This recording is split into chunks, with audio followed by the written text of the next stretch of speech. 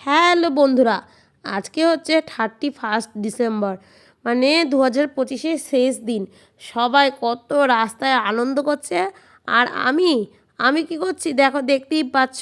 বাড়িতে বসে বসে এখন চাউমিন বানাচ্ছি, কারণ আজকে আমাদের রাতের ডিনার হবে হচ্ছে চাউমিন। মানে চিকেন বা মটন এসব চাউমিন নয়, দেখতেই পাচ্ছ সয়াবিন সিদ্ধ করেছি, মিক্সড ভেজিটেবিলের আর কি চাউমিন বানাবো। তো কড়াইয়ে আগে একটু কালো জিরে দিয়ে নিয়েছি। কে কে কালো জিরে দিয়ে চাউমিন খাও অবশ্যই জানিও।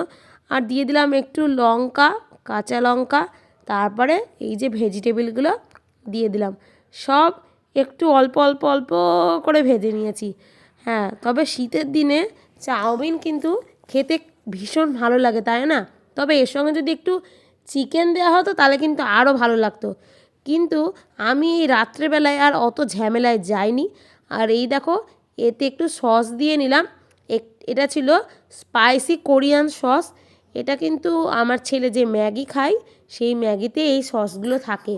তো আমি এই সসগুলো দিয়ে আমি এটা একটু ভালো করে মাখিয়ে নিলাম। তারপরে এবার আমি চাউটা দিয়ে নেব।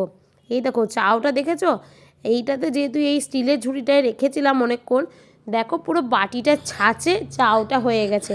তো ভালো করে সাঁড়াশি দিয়ে ধরে ধরে ধরে আস্তে আস্তে করে এটাকে পুরোপুরি মিক্সড করে নিয়েছি একদম। এই দেখো আমার চাউমিন রেডি। দেখতে বেশ টেস্টি টেস্টি হয়েছে না? খেতেও কিন্তু প্রচণ্ড সুন্দর হয়েছিল। পেঁয়াজ দিইনি বলে যে খেতে ভালো হয়নি তা না, কিন্তু দারুণ হয়েছিল। এই শীতের দিনে কে কে চাউমিন খাচ্ছ রাত্রিবেলায় অবশ্যই জানিও। আর শেষে আমার ছেলেকে খেয়ে বলতে বললাম কেমন হয়েছে বল।